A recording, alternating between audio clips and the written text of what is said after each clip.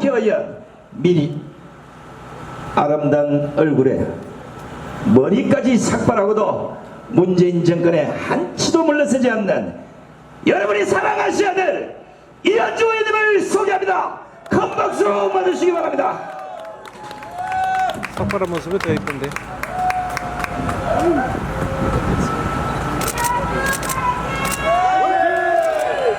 네, 안녕하세요. 이현주 국회의원입니다. 정말 반갑습니다. 네, 제가 이 평택까지 왔는데요. 여러분이 이제 전국을 돌았다고 들었습니다. 많이 고생들 하셨고 마지막에 다 여기서 모여서 마지막 집회 맞나요? 네, 전국 투어. 아, 네, 분당 또 있습니까? 하여튼 의미 있게 평택에서 집회를 또 이렇게 마무리하는 의미의 또 집회를 한다고 해서 제가 꼭 여기는 와서 여러분께 용기를 심어 드려야겠다라고 생각해서 왔습니다. 저는 주변에서 사람들이 그래요. 야, 도대체 뭐 때문에 그렇게 난리를 치면서 반대를 하고 머리까지 깎고 그렇게까지 하냐 이렇게 얘기를 하거든요. 근데 제가 이렇게 얘기를 합니다. 저는 지금 우리 대한민국 건국 이래로 지금이 역사적 전환점이다 라고 생각을 합니다. 역사적 전환기에 있다. 현재 대한민국은. 이건 매우 심각한 겁니다. 어떤 역사적 전환기에 있는가? 우리나라만 그런 게 아니고요. 여러분 한번 우리나라의 주변을 한번 보세요. 자, 최근에 홍콩이 어떻게 되고 있죠? 홍콩이 엄청나게 계속 시위를 하고, 그런데 최근에는 두 사람이 지금 사경을 헤매고 있습니다. 시위대 중에서. 제가 볼 때는 머지않아 중국이 무력으로 홍콩의 시위를 진압할 가능성이 매우 높다고 판단을 합니다. 그런데 왜 홍콩이 지금 이렇게까지 갑자기 난리가 났냐? 우리는 거기 살지 않아서 잘 모르시죠? 그런데 제가 홍콩에 친구들도 있고 거기 온가면서 사업하시는 분들한테도 얘기를 들었는데, 이게 그 사이에 우리는 별로 신경 쓰지 않고 있는 사이에 야금야금 홍콩이 매우 심각하게 자유가 억압되는 상황으로 몰려가고 있었던 겁니다. 그래서 이제는 참을 수 없어서 일어난 건데, 저는 이 현상을 매우 심각한 현상이라고 생각합니다. 우리가 여러분 머릿속에 전 세계 지도를 꺼내놓고, 특히 아시아 지도를 꺼내놓고 여러분 한번 보세요. 홍콩 그리고 중국의 변화. 중국이 우리 어떻게 됐죠? 80년대 중국이 70년대 80년대 이렇게 개혁개방으로 가니까 우리는 중국이 이제 저 나라도 개혁개방으로 가고 자본주의를 받아들였으니까 자유민주주의로 곧 가겠구나 라고 우리 생각했어요. 그래서 수많은 한국인들이 거기 투자도 하고 거기다가 회사도 열고 그랬어요. 근데 어떻게 됐습니까? 그 한국인들이 거의 대부분 몸만 겨우 나왔어요. 저희 아버지도 옛날에 중국에 한번 진출했다가 완전히 몸만 다 뜯기고 몸만 나오셨어요. 그러면서 점점 시진핑이 정권을 잡고 나서 어떻게 돼가냐? 이 나라가 제가 보니까 완전히 전체주의 국가로 가고 있습니다. 전체주의 국가로 완전히 가고 있어요. 그런데 지금 그러한 중국의 변화를 우리는 심상치 않게 봐야 되는 거예요. 그 와중에 그것 때문에 결국엔 홍콩이 이렇게 들고 일어나는 상황까지 초래되었다. 그런데 이 중국이 지금 또 대만하고 관계도 심상치 않습니다. 어떤 일이 발생할지 아무도 알 수가 없습니다. 근데 이런 상황에서 북한은 지금 핵을 완전히 완성을 해서 핵무기만 우리 장관이 공식적으로 얘기한 게 20개 내지는 60개인가 하는 몇 개의 그 몇십 개의 핵무기가 있다. 근데 그게 공식적으로 인정한 거예요. 그러면 실제로는 70, 80개 이상이 있다고 저는 생각이 됩니다. 미사일을 어디다 탑재해서 쏘아 올리냐? 미사일에 탑재해서 쏘아 올리는 거 아닙니까? 그런데 그 미사일 지금 미사일 발사 우리가 지금 몇십 번, 지금 10번 넘게 우리가 지금 최근 들어서 봤죠? 그런데 그 미사일이 우리는 아무렇지도 않아요, 보면.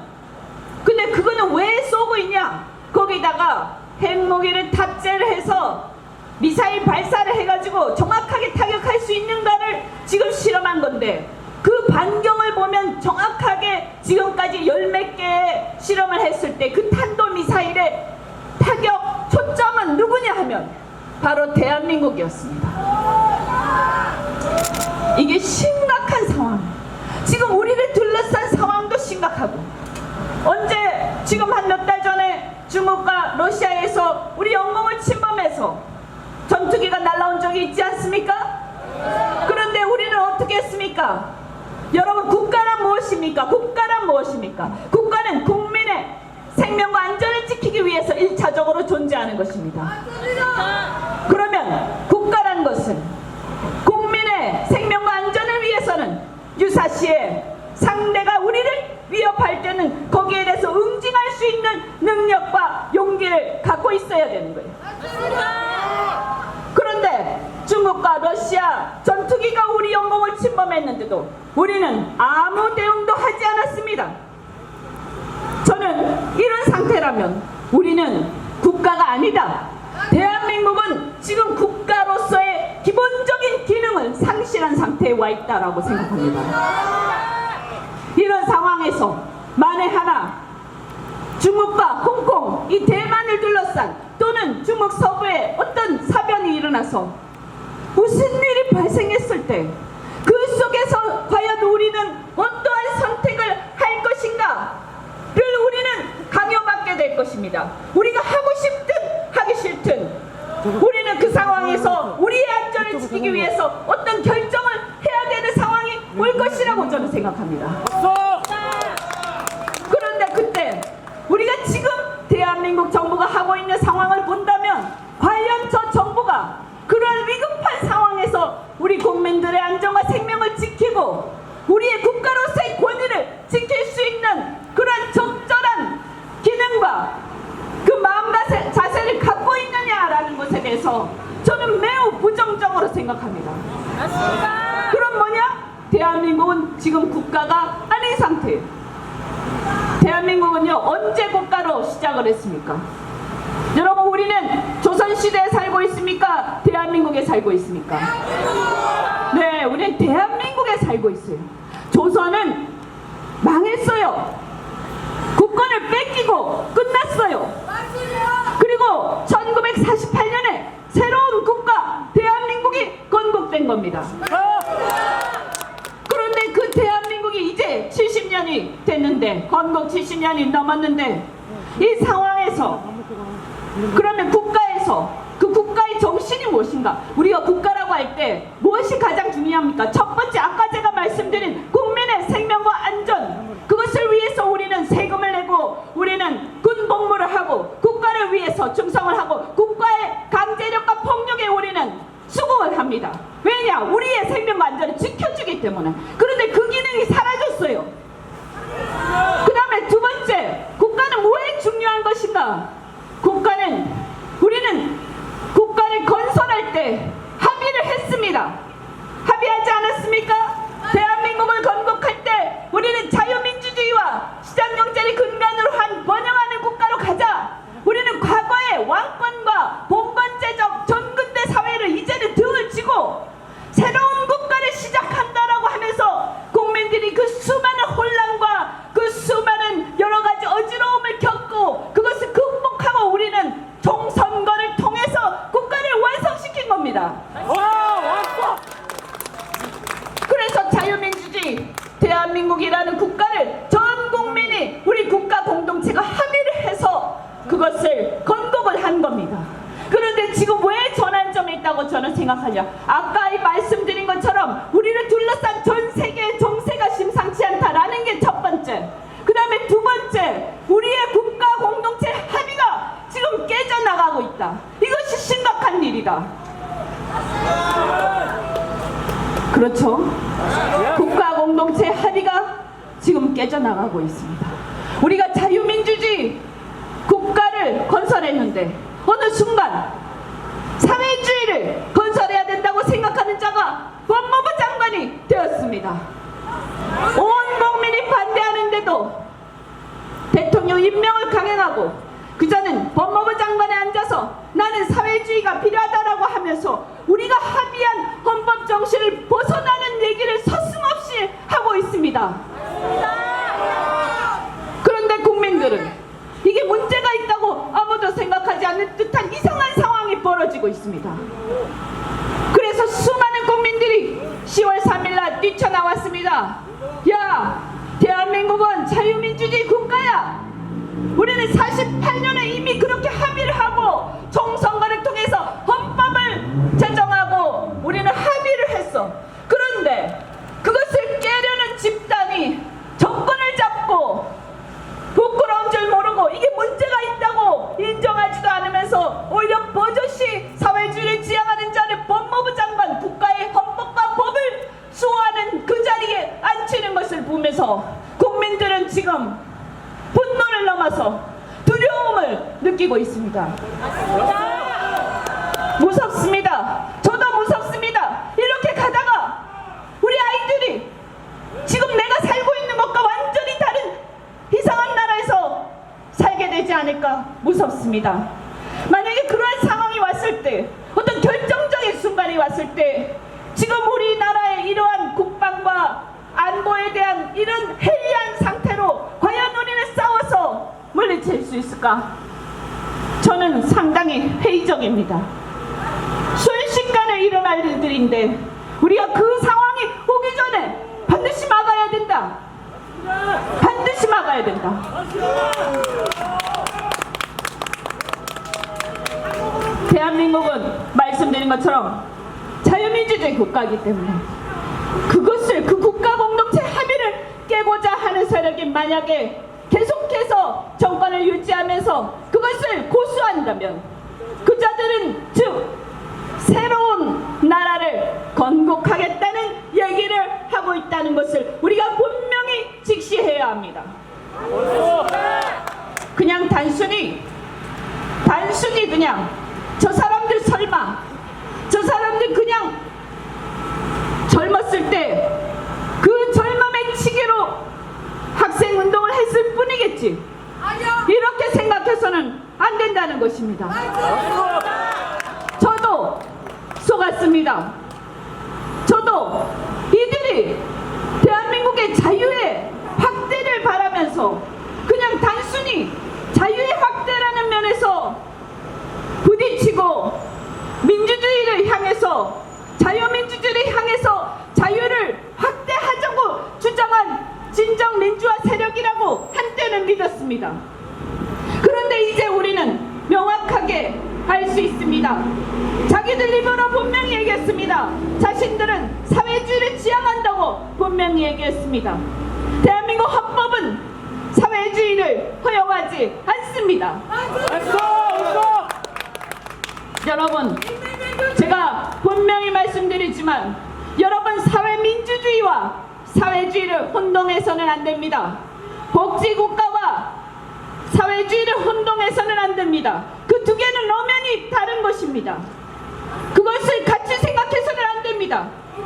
사민주의도 문제가 많지만 저는 그것은 사회주의와는 다른 것이라고 분명히 알고 있습니다. 여러분, 사회주의가 무엇입니까? 사회주의가 무엇입니까? 특정한 계급이 모든 재산을 몰수하고 국가가 또는 특정한 세력이 경제 활동을 완전히 지배하고 공동 생산하고 공동 분배하는 체제입니다.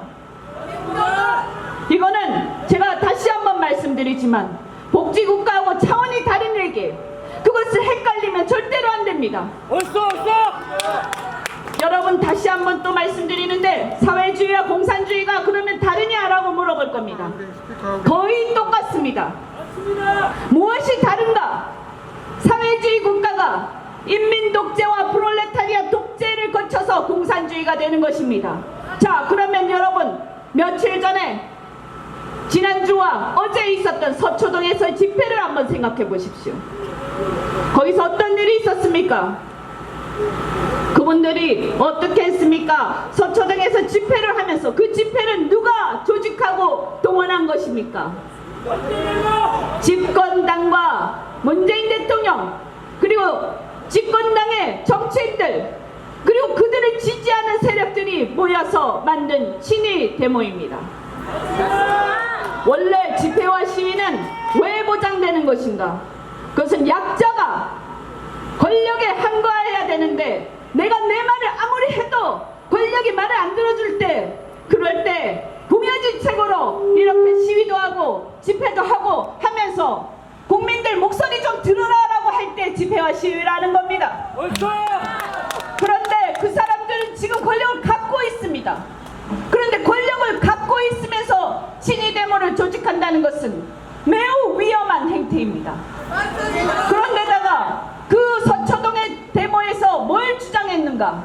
검찰이 수사를 중단하라라고 요구를 하면서, 검찰총장 보고 내려오라고 요구를 하면서, 그들이 레이저 빔을 가지고 검찰청에 쏘아대면서 검찰을 죽이자라고 소리를 치는 것을 많은 사람들이 목격을 했습니다. 이게 뭐냐? 국가의 기능을, 국가기관의 기능을 마비시키는 친위 데모입니다. 이게 뭐죠? 반대데모! 이게 바로 내란입니다. 이게 바로 내란입니다. 국민의 저항권이 내란이 아니고 자기들이 인위적으로 조직해서 목표를 가지고 명확하게 국가기관을 쓰러뜨리려고 하는 게 바로 내란이. 그리고 이들은 그 전에 어떻게 했느냐? 이들은 그 전에 촛불 시위를 하면서 정권을 무너뜨렸습니다. 그런데 그때는 자기들이 내란이라고 얘기하지 않았습니다. 그런데 바로 10월 3일 날 많은 국민들이 저항권을 행사하고 있는데 그것을 내란이라고 얘기를 했습니다. 그래서 제가 얘기합니다. 야, 그러면 옛날에 니네들이 촛불 시위한 거 그건 내란 아니었어? 니네들이 하면 내란이 아니고 남이 하면 내란이야? 이렇게 맞지도 않는 얘기를 계속하는 이 사람들을 보면서 우리 국민들은 이제 깨달았어요. 저 사람들은 거짓말쟁이야. 우리를 속였어. 민주화 세력도 아니었어. 많은 국민들은 그들이 민주화 세력인 줄 알고 자유민주주의를 확대하자고 얘기하는 사람들인 줄 알았는데, 알고 보니까 많은 국민들 밑에 숨어서 사실은 정권을 착탈하고 사회주의를 실현하고자 하는 큰 계획을 갖고 있었던 게 아닌가라고 지금 많은 사람들이 지금 불안해하고 있습니다. 그럼 우리는 어떻게 해야 하는가? 우리는 어떻게 해야 됩니까? 막아야 되죠. 그런데 지금 국회가 그것을 막을 수 있는 능력이 됩니까? 안 되죠. 자, 그러면 제일 먼저 해야 될 게 뭐냐? 내년 총선에서 그것을 막아낼 수 있는 세력들을 대거 당선시켜서 국회가 그것을 막는데 최1000명이 될 수 있도록 여러분께서 하셔야 되는 겁니다. 그 다음에 두 번째, 국민이 하다 안 되면 저항권을 행사해야 됩니다. 그래서 10월 3일처럼 나와서 우리는 너네들이 말하는 것을 동의하지 않는다. 우리는 자유민주주의가 무너지는 것을 원하지 않는다.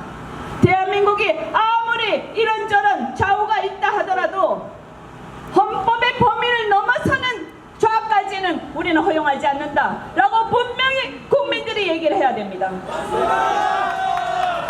그리고 또 하나, 우리는 저들이 하고 있는 모든 것을 제대로 감시를 하고, 중요한 건 뭐냐면 여기 계신 분들만 그 얘기를 하는 게 아니라 여러분 집에 돌아가셔서 가족들한테 말씀하시고, 집에 돌아가셔서 한 사람이 10명한테 얘기하고 100명한테 얘기하고 그렇게 해야 됩니다.